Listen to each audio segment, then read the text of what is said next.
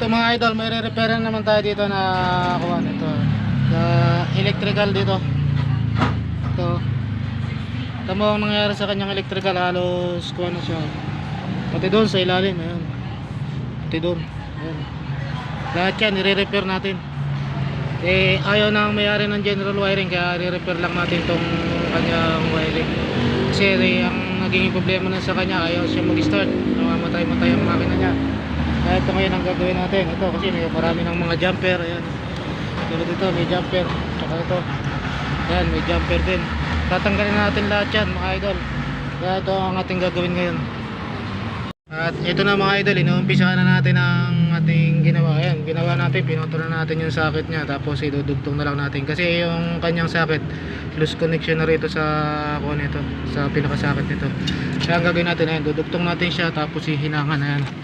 Ito ang ating gagawin ngayon. Ayan. Inuumpisa na natin ang pagkuko nito, pagtatap-tap para makakuha natin, matapos natin agad. Mula po ito hanggang unahan to, dito sa unahan. Ayan o, kalas lahat ng kanyang dashboard. Ayan ang i-repair natin ngayon mga idol. Ayan mga idol, kinukoneksyon na natin siya. Yan ang ating ginagawa. Kinukoneksyon na natin siya.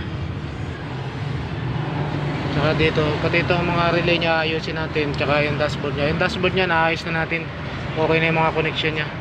Ngayon ito na lang ayusin natin yung mga relay niya. Ito, mga nakasabit na relay. Yan na lang ang gagawin natin. Tatanggalin natin dyan.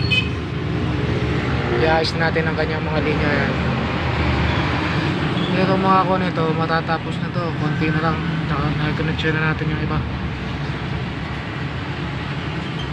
Ayan, pati itong fuse box nya yan, i-ayos natin lahat. Pero yan, naka-ayos na rin yan.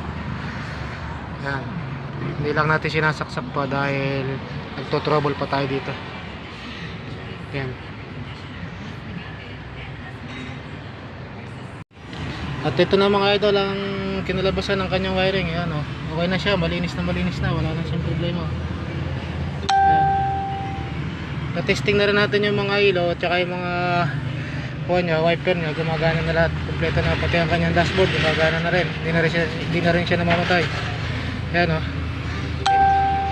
Ayan mga idol, yun lang ang ating ginawa, na-repair natin ang kanyang wiring, kaya solve na, wala nang problema. Yun lang mga idol, maraming salamat, thank you for watching. Ayan, ganyan po ang wiring ng ating sasakyan na tinatrabaho ng ibang electrician na masyado salaula sa wiring. Kabit lang sila ng kabit, tap lang ng tap, pero hindi nila alam na minsan nagkukos ng dahilan ng kung bakit minsan nawawala yung iba, kasi binabypass na nila ibang linya. Pero ito sa atin, binalik natin sa original na wiring yan, hindi natin siya shinortcut. Kaya yan ang ginagawa natin pagka hindi nila madali at sa akin dinala. Yan ang ginagawa ko, binabalik ko siya sa original na wiring niya para yun pa rin dati, wala siyang dagdag, wala siyang kuhan.